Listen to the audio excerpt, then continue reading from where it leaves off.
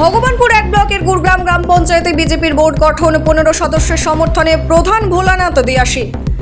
পূর্ব মেদিনীপুর জেলার ভগবানপুর এক ব্লকের অন্তর্গত গুরগ্রাম গ্রাম পঞ্চায়েতে গণতান্ত্রিক প্রক্রিয়ার মাধ্যমে নতুন বোর্ড গঠন করল ভারতীয় জনতা পার্টি। মোট 25 জন পঞ্চায়েত সদস্যের মধ্যে 15 জনের সমর্থনে নতুন বোর্ড গঠিত হয়েছে। জানা গেছে, বিজেপির নির্বাচিত 11 জন সদস্যের পাশাপাশি কংগ্রেস থেকে জয়ী একজন পঞ্চায়েত সদস্য, সিপিআইএম এর একজন সদস্য এবং তৃণমূল কংগ্রেসের 2 জন সদস্য বিজেপি সমর্থিত বোর্ড গঠনের পক্ষে সমর্থন জানান। এর ফলে সংখ্যাগরিষ্ঠতা অর্জন করে নতুন বোর্ড গঠন করে বিজেপি। নতুন বোর্ডে ভোলানাথ দিয়াসী প্রধান হিসেবে নির্বাচিত হয়েছেন। উপপ্রধানের দায়িত্ব গ্রহণ করেছেন ময়না বর্মন। বোর্ড গঠন উপলক্ষে উপস্থিত ছিলেন চণ্ডীপুর বিধানসভার বিধায়ক ডক্টর পীযূষ কান্তি দাস, ভগবানপুর এক পঞ্চায়েত সমিতির বিরোধী দলনেতা বাবলু ভূঁইয়া সহ বিজেপির অন্যান্য নেতা ও কর্মীরা। বোর্ড গঠনের পর দলীয় কর্মী সমর্থকদের মধ্যে উৎসবের আবহ তৈরি হয় এবং তারা আনন্দ প্রকাশ করেন। অন্যদিকে একই দিনে ভগবানপুর এক ব্লকের মোহাম্মদপুর 2 গ্রাম পঞ্চায়েতেও বিজেপির নেতৃত্বে বোর্ড গঠন হয়েছে। সেখানে সর্বসম্মতিক্রমে পবিত্র দলই নতুন প্রধান হিসেবে নির্বাচিত হন। এই বোর্ড গঠন কর্মসূচিতে উপস্থিত ছিলেন বিধায়ক ডক্টর পীযূষ কান্তি দাস, বিরোধী দলনেতা বাবলু ভূঁইয়া এবং বিজেপির অন্যান্য নেতা কর্মীরা।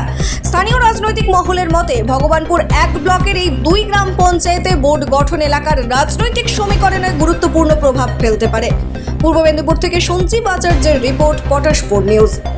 বিজেপি সরকার আমাদের পশ্চিমবঙ্গে ক্ষমতায় এসছে, আমরা সরকার গঠন করেছি। আমাদের আজ 5ই আগস্ট, এই আগস্ট বিপ্লবের মাস। এই মাসে আমরা গুরগ্রাম অঞ্চলে আমরা বোর্ড গঠন করলাম। এই বোর্ডটি ছিল অন্য কোনো রাজনৈতিক দলের। আমরা তখন বিরোধীতে ছিলাম। এখন আমরা নিজেরা সংখ্যাগরিষ্ঠতা নিয়ে আমাদের বিজেপি বোর্ড গঠন করলাম। আমাদের 11 সদস্য আছেন। আমরা বাইরে থেকে অন্য পার্টি থেকে আমাদের 4 জন সমর্থন করেছেন। আর আমাদের প্রধান নির্বাচিত হয়েছেন আমাদের ভোলানাথ দিয়াসী, একদম এনার্জেটিক ছেলে, শিক্ষিত এনার্জেটিক ছেলে। সে দুর্দান্তভাবে তরুণ, একদম তুর্কি। সে আমাদের পঞ্চায়েতকে এগিয়ে নিয়ে যাবে। আমাদের বিভিন্ন পরিকল্পনা, আমাদের যেসব সরকারের নির্দেশ এবং যে আমরা উন্নয়নমূলক কাজে সে আমাদের সবাইকে নেতৃত্ব দিয়ে এগিয়ে একদম সবাইকে নিয়ে পঞ্চায়েতের সব সদস্যদের নিয়ে আগামী দিনে আমাদের গুরগ্রাম অঞ্চলের সব রকম উন্নয়ন কাজে সামিল হবে। সঙ্গে রয়েছেন আমাদের উপপ্রধান রয়েছেন, আমাদের মামনি রয়েছেন, মামনি বর্মন, উনিও ময়না বর্মন রয়েছেন। উনিও ওনার সঙ্গে সহযোগী হিসাবে কাজ করবেন। আর সর্বোপরি রয়েছেন আমাদের বোর্ড সদস্যরা, তারা খুব এনার্জেটিক। আমাদের সিনিয়র রয়েছেন, চিত্রবাবু রয়েছেন, তিনিও দীর্ঘদিন অভিজ্ঞ। তিনি আজ 40 বছর ধরে এই আমাদের বিজেপিতে আছেন। তিনিও আমাদের সব পরামর্শ দেবেন, আমাদের মাথার উপর থাকবেন। তারপর আমাদের সব অ্যাক্টিভ কর্মীরা রয়েছে, আমাদের সব যারা বিরোধী তরুণবাবু আছেন বা আপনি যারা বিরোধী থেকে এসছেন তাদেরও আমি সম্মান জানাচ্ছি। আরও আমাদের তপনবাবু রয়েছেন। এরা সবাই মিলে একযোগে আমরা আগামী দিনে গুরগ্রাম অঞ্চলকে একদম আমাদের বিধানসভার একদম শীর্ষে নিয়ে যাব। আমরা এইখানের ভোটে আমরা শীর্ষস্থান পেয়েছি।